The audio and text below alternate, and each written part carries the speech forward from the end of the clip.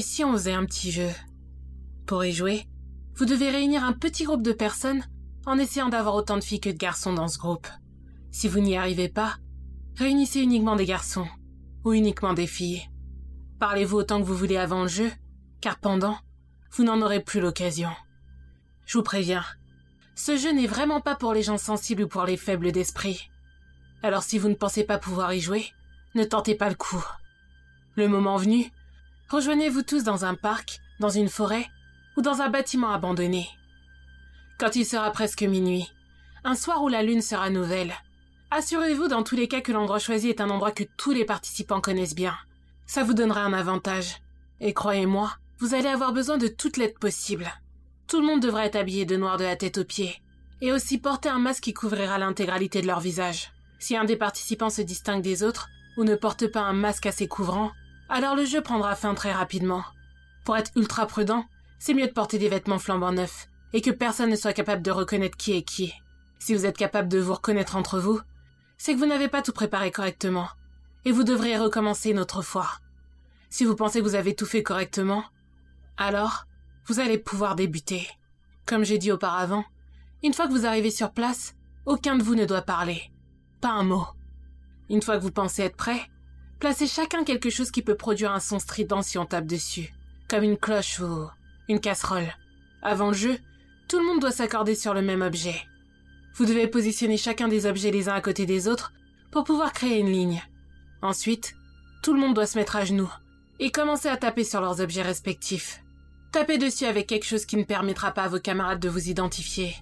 Après ça, vous allez commencer à sentir une baisse significative de température. Et vous aurez peut-être la sensation que quelque chose vous effleure, ou que le vent tourne autour de vous. N'y prêtez pas attention. C'est important que vous ignoriez tout ça. Ne regardez pas autour de vous. Ce que vous avez fait en tapant sur cet objet, c'est appeler les esprits pour les inviter à participer au jeu. Plus vous tapez sur vos objets, plus vous sentirez des choses étranges se produire autour de vous. Mais à un moment, les esprits se calmeront. Alors surtout, n'arrêtez pas de taper avant que ce soit le cas.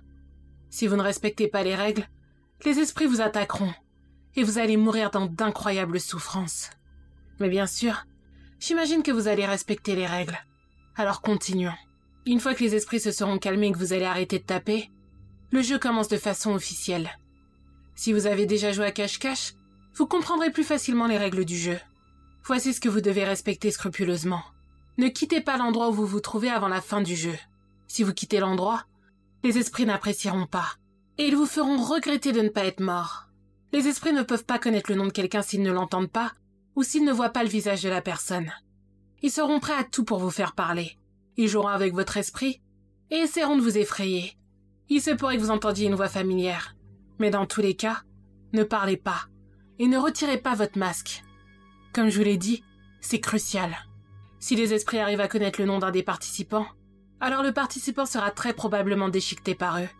À vrai dire, les participants qui ne réussiront pas à remporter le jeu connaîtront tous une mort des plus douloureuses.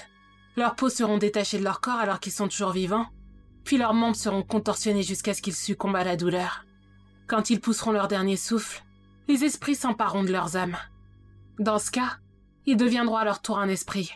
Et la seule façon pour eux de retrouver la liberté sera de gagner un prochain jeu de façon similaire. Si un des joueurs se retrouve face à face avec un esprit, il peut utiliser une lampe torche pour l'éloigner. Les esprits ont peur de la lumière du jour, et voyant ça, ils seront perturbés. Mais ce qu'il faut savoir, c'est que ça ne durera pas très longtemps. L'esprit reviendra à l'attaque dès qu'il aura compris que vous vous êtes moqué de lui, et il sera furieux. Cette solution ne fonctionnera bien sûr qu'une seule fois. Le jeu se terminera au lever du soleil, ou si tous les participants du jeu meurent. Quand les rayons du soleil feront leur apparition, tous les participants toujours en vie seront déclarés vainqueurs. Félicitations. Tous les joueurs peuvent désormais retirer leur masque et parler librement. Vous venez tous de vous assurer richesse et chance pour le reste de vos jours. Mais attention, il se pourrait qu'un des esprits se soit attaché à vous, ou à un des participants. Et cette personne commencera à voir des choses étranges du coin de l'œil et à se sentir observé en permanence. Et dans ce cas, c'est l'un des pires scénarios qu'il puisse arriver. Car un tout nouveau jeu vient de commencer. Et pour le moment, personne n'y a survécu pour en raconter les règles.